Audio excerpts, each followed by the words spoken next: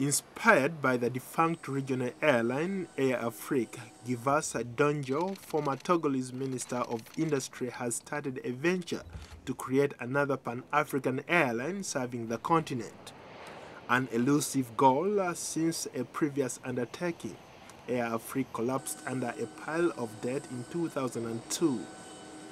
The Togo-based airline Air Sky made its first flight in 2010 and now flies to 17 countries throughout Africa. His negotiating skills, combined with his Pan-African vision, have allowed him to partner with another African carrier, and one that has a great international reputation. John Doe was recently in Benin, where he used the opportunity to talk about his vision for an airline expansion. It's never easy at the beginning, especially in the aviation industry. One needs a lot of funds and skilled staff. And I have to say that we have been lucky in that department. The African guards have smiled on us. So the beginning was not too bad. Our plans are full. It's a young company. We still have not reached the performance level that people were expecting, but we will get there.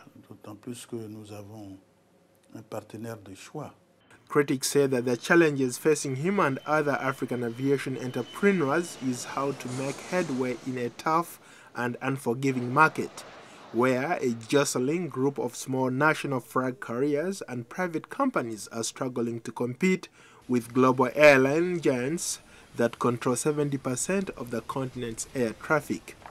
Air Sky believes that partnerships with other regional airlines like Ethiopian Airlines and Kenya Airways can allow airline companies to prosper by sharing both financial gains and risks. Il est temps qu'on s'asseye pour réfléchir sérieusement.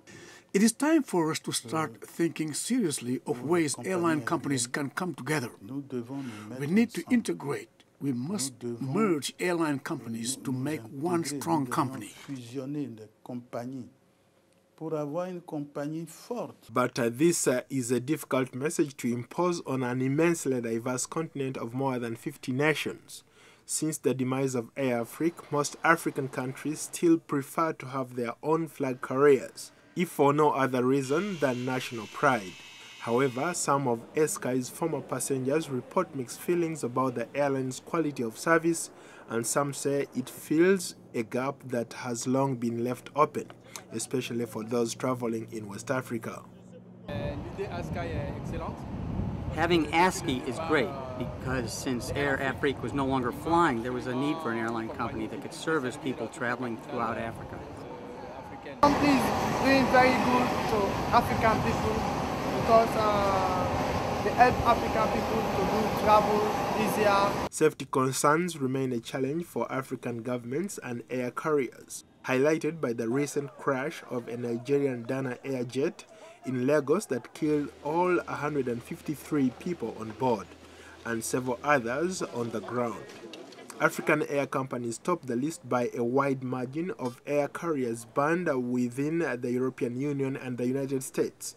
But the potential of the African market is not in doubt. The International Air and Transport Association says Africa saw an improvement from 2010 to 2011 in its safety record, and the group has forecast Africa's total air traffic to grow by 7.3 percentage points in 2012 and remain over the 6% yearly growth range through 2015, slightly above the global average.